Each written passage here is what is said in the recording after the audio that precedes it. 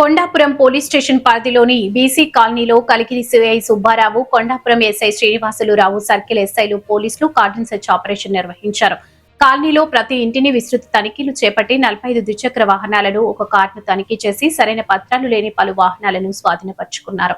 ఈ సందర్భంగా కలిగిరి సిఐ సుబ్బారావు మాట్లాడుతూ రోడ్డు భద్రత, మాదక ద్రవ్యాల దుష్పరిణామాలు, మహిళల భద్రత, సైబర్ నేరాలపై ప్రజలకు అవగాహన కల్పించి అప్రమత్తంగా ఉండాలని సూచించారు. ఈ కార్డన్ సెర్చ్ లో కలిగిరి, వించమూరు ఎస్ఐలు ఉమాశంకర్, ఉమా మహేశ్వరరావు, సర్కిల్ సిబ్బంది పాల్గొన్నారు.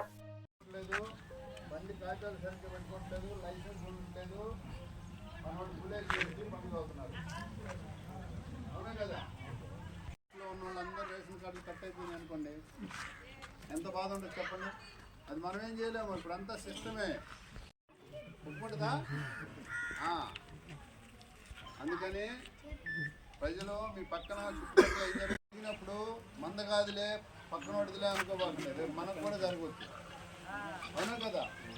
సమాజంలోని ప్రతి పౌరుడు కూడా యూనిఫామ్ లేని పోలీసే.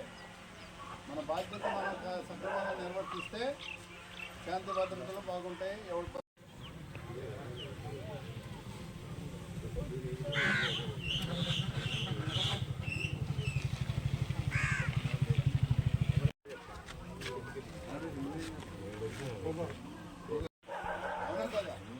పుట్టిన కాడ నుంచి చనిపోయేంత వరకు మొక్కలు చూసుకుంటా మన ఊళ్ళలో బతుకుతాం.